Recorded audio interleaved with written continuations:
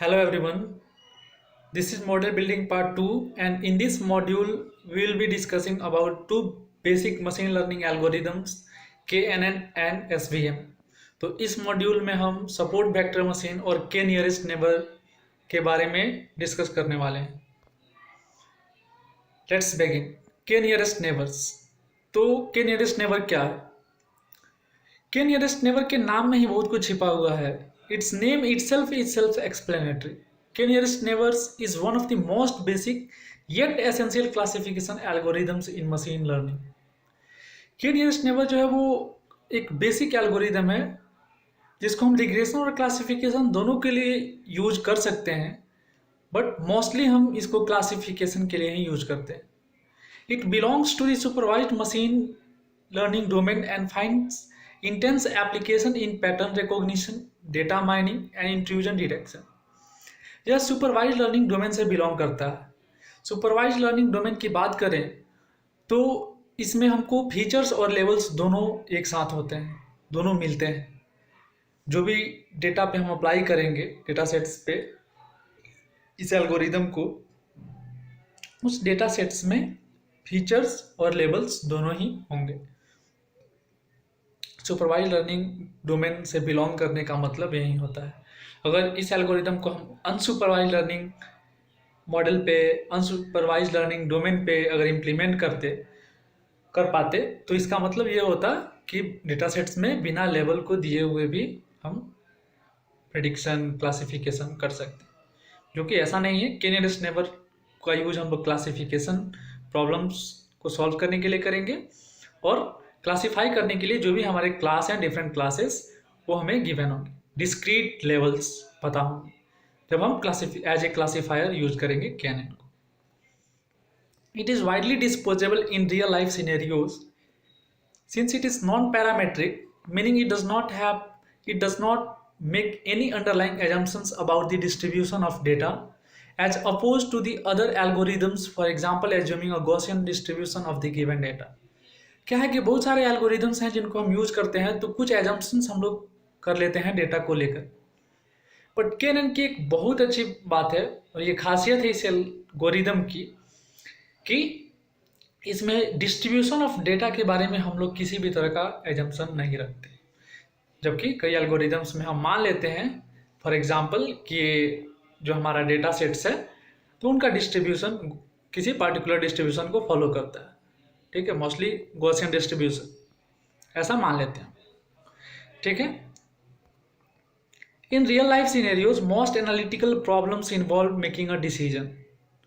Kenan can be used for both classification and regression predictive problems. However, it is more widely used in classification problems in the industry.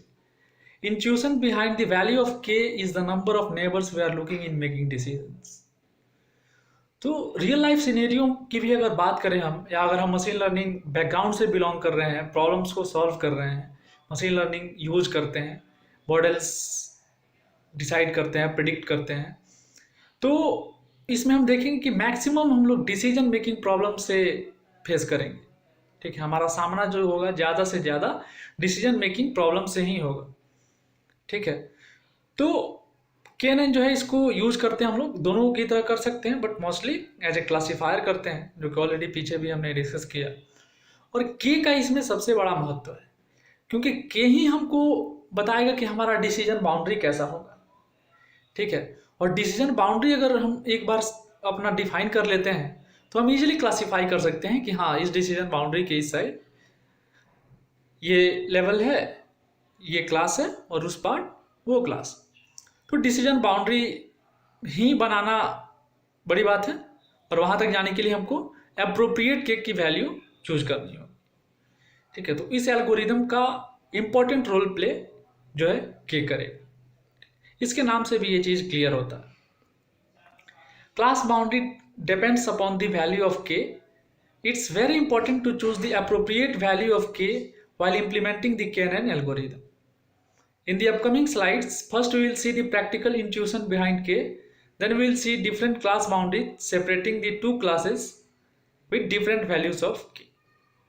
ठीक है, तो class boundary का जो हमने बात किया, तो क्लास बाउंड्री जो है हमारा बहुत ही इंपॉर्टेंट है, तो हमारा मेन काम होगा कि हम अप्रोप्रिएट के की वैल्यू को डिसाइड कर पाए, ठीक है, और अच्छे तरह से हम अपने क्लास बाउंड्री को डिफाइन करें। जितना अच्छा हमारा क्लास बाउंड्री होगा उतना सही हमारा प्रेडिक्शन होगा, ठीक है, उतना हम एक्यूरेसी की तरफ जाएंगे अपने मॉडल को लेकर, जिस प्रॉब्लम को भी हम लोग सॉल्व कर रहे हैं, ठीक है। अगले कुछ स्लाइड्स में हम लोग देखेंगे कि के का प्रैक्टिकल इंट्यूशन क्या है, ठीक है, आखिर डिफरेंट वैल्यूज ऑफ के साथ डिफरेंट वैल्यूज ऑफ के अगर रख रहे हैं हम तो करते क्या हैं एक्चुअली रियल में, ठीक है। उसके बाद कुछ स्लाइड्स में हम एरर्स को भी एनालाइज करेंगे कि फॉर डिफरेंट वैल्यूज ऑफ के हमारा ट्रेनिंग एरर क्या है, वैलिडेशन एरर क्या है, टेस्ट डेटा जो है, क्योंकि मेजर तो हमारा एक्यूरेसी टेस्ट डेटा से डिसाइड होगा, the data which is unseen, जिसको हमने पहले नहीं देखा, ठीक है। तो उन चीज़ों को भी हम लोग देखेंगे कि आखिर क्या के हमको चूज करना चाहिए, ठीक है। So let's come to next slide.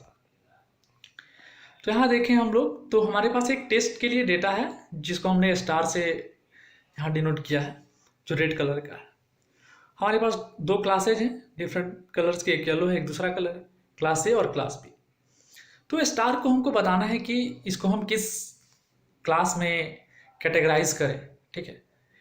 देखिए क्लासिफिकेशन में हमेशा हमारा जो लेवल होगा वो डिस्क्रीट होता है, तो यहाँ हमको बस बताना है कि क्लास ए से बिलोंग करता है या क्लास बी से बिलोंग करता है। तो स्टार अब है कि हम के क्या रखे हैं, तो अगर के हम 3 रखते हैं तो हम 3 नियरेस्ट नेबर्स को देखेंगे बस, बाकी डेटा पॉइंट से हमें कोई मतलब नहीं for this particular test data. इस स्टार के लिए हमको बस 3 देखना है। अगर हमने के की वैल्यू 3 रखी तो 3 हम देखेंगे, तो देख रहे हैं कि 2 डिफरेंट कलर का है और एक कलर का है, जो ज़्यादा होगा उस क्लास से हम बोलेंगे कि ये बिलोंग करता है। तो ये होगा हमारा के का प्रैक्टिकल एस्पेक्ट, ठीक है। अगर के इक्वल टू 6 रखते हैं तो 6 नियरेस्ट नेबर्स, बस इसके 6 सबसे करीबी डेटा पॉइंट्स को देखेंगे और डिसीजन होगा, दैट्स इट, ओके। अब देखिए यहाँ पे क्लास बाउंड्री हमने बनाया है के इक्वल टू 1 के लिए, के इक्वल टू 3 के लिए। तो देखिए के की वैल्यू पे क्लास बाउंड्री हमारा कैसे डिपेंड कर रहा है, ठीक है। फिर के इक्वल टू 5 एंड के इक्वल टू 7, ठीक है। बहुत सारे पॉइंट्स हैं जो डिसीजन बाउंड्रीज में कि डिफरेंट है दोनों में, के इक्वल टू 5 और के इक्वल टू 7। तो ऐसे डिफरेंट वैल्यूज ऑफ के रख के हम देख सकते हैं कहाँ हमारा मॉडल एक्यूरेसी की तरफ जा रहा है, किधर, ठीक है। ये देखिए ट्रेनिंग एरर वर्सेस के प्लॉट किया गया है। तो इसमें देख रहे हैं हम कि हमेशा वैल्यू कॉन्टिन्यूस बढ़ रही है, 0 to 10 तक काफ़ी फास्ट इंक्रीमेंट है, 10 के बाद स्लोअर बट इंक्रीमेंट है, ठीक है। बट इससे हमको हमारा जो मॉडल का एक्यूरेसी है वो डिफाइन नहीं हो। To decide the accuracy of our model we need to analyse for the validation error and K. So now will also look at validation error versus K. तो यहाँ पे देखिए वैलिडेशन एरर जो है वो के की वैल्यू अराउंड 10 तक डिक्रीज कर रही है, उसके बाद इंक्रीज कर रही है, और इस इंक्रीज को भी हम ध्यान दें तो थोड़ा लीनियर है। तो हम लोग 10 के अराउंड चेक करेंगे, ये हम कॉन्फिडेंट नहीं कर सकते हैं कि yes at k equal to 10 will be getting the optimistic result, that's not possible, because for different problems and different data sets we'll have to choose different values of k, हमको अलग अलग के choose करना पड़ सकता है, ठीक है। तो के डिफरेंट हो सकता है अलग अलग प्रॉब्लम्स के लिए।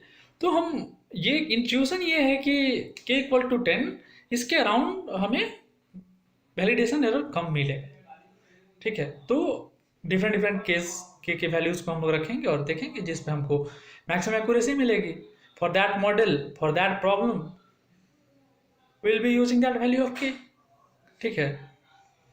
तो ये था हमारा केएनएन का एक ओवरव्यू। अब हम लोग देखेंगे SVM, support vector machine. Support vector machine abbreviated as SVM can be used for both regression and classification tasks. Support vector machine, इसको भी हम लोग रिग्रेशन और क्लासिफिकेशन दोनों के लिए यूज कर सकते हैं, but it is widely use in classification objectives, लेकिन मैक्सिमम इसको क्लासिफिकेशन एज ए क्लासीफायर ही यूज करते हैं। सेम वैसे ही जैसे KNN में बात किया हमने। The objective of the support vector machine algorithm is to find a hyperplane in an n-dimensional space and the number of features that distinctly classifies the data points. तो support vector machine जो है इसको as a classifier use करेंगे हम, और इसका objective ये है कि इसको एक हाइपर प्लेन बताना है, ठीक है, जो कि एन डायमेंशनल स्पेस में हमारे पॉइंट्स हैं, फीचर्स हैं, जितने फीचर्स होंगे उतना डायमेंशन होगा हमारा स्पेस का उस प्रॉब्लम के लिए, जो कि तो हमको एक ऐसा हाइपर प्लेन बताना है जो कि डिस्टिंक्टली क्लासीफाइज करे डेटा पॉइंट्स को, ठीक है।